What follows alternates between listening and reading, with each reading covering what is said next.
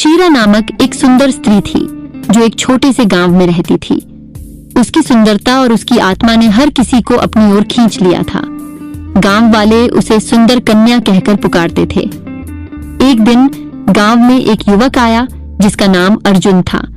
वह एक बड़े शहर से आया था और उसकी आंखों में कुछ अलग सा था, जैसे कि कोई गहरा राज उसकी आत्मा में बसा हो।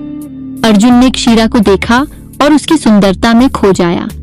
क्षीरा ने भी अर्जुन को देखा और उसके आंखों में वही राज देखा जो उसके दिल में बसा था। वे दोनों ही एक दूसरे के सामंजस्य के बिना ही एक दूसरे की ओर आकर्षित हो गए। गांव वाले दोनों के प्यार को देखकर बहुत खुश थे, लेकिन इस प्यार के पीछे एक रहस्य छुपा था। एक जंगल में एक पुरानी हवेली थी जिसे क्षुधा विलास कहा जाता था। इस हवेली के बारे में कहानियां हवा में घूमती रहती थीं। लोग कहते थे कि वहां प्रेतों का बसेरा है, लेकिन इस बात का कोई सबूत नहीं था।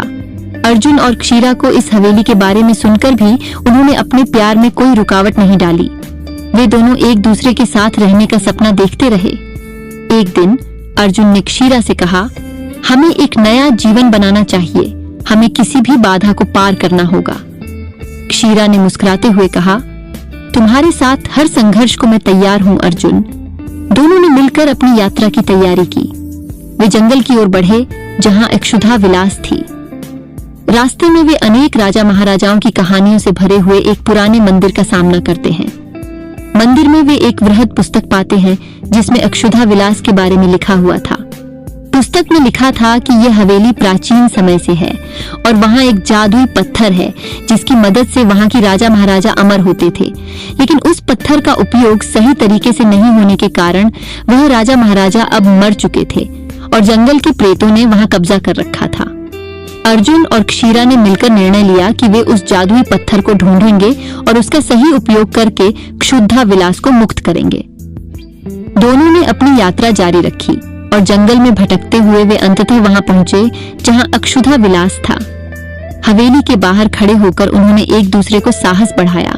हवेली के अंदर वे जादुई पत्थर को ढूंढते हुए पहुंचे और उसे पा लिया। उन्होंने समझा कि इस पत्थर की मदद से ही वे अक्षुधा विलास को मुक्त कर सकते हैं। अर्जुन ने पत्थर को धरती पर रखा और बोला, हे पत्थर, हम चाहते हैं कि तुम हमें और क्षीरा को एक नया जीवन दो। जब उन्होंने यह कहा तो वह जादुई पत्थर हल्के धुंधले रूप में रूपांतरित हो गया। एक अद्वितीय चमक से उसने आसमान को चमकाया और हवेली को बनाया एक स्वर्ग सा स्थान। अर्जुन और क्षीरा थे आश्चर्यचकित और खुशी से भरे हुए। उन्होंने समझा कि इसमें एक नया जीवन बनाने का समय आ गया है। क्षुधा विलास से पहले जंगल में डरावनी आवाजें सुनाई देने लगी, लेकिन वह सभी आवाजों को शांत करता हुआ अपने सुंदर स्वरूप की ओर बढ़ते हैं। वहां पहुंचकर उन्होंने जंगल को सुंदर बगीचे में बदल दिया। वे एक नए समाज की नींव रखने का संकल्प करते हैं और उनका प्रेम एक नए आरंभ की ओर मुड़ता है। इस प्रकार अर्जुन और क्षीरा का प्यार न केवल उन्हें एक दूसरे के साथ बंधता है, बल्कि उनका साथी और सहयोग भी उन्हें जीवन के सभी परिस्थितियों से निपटने में मदद करता है।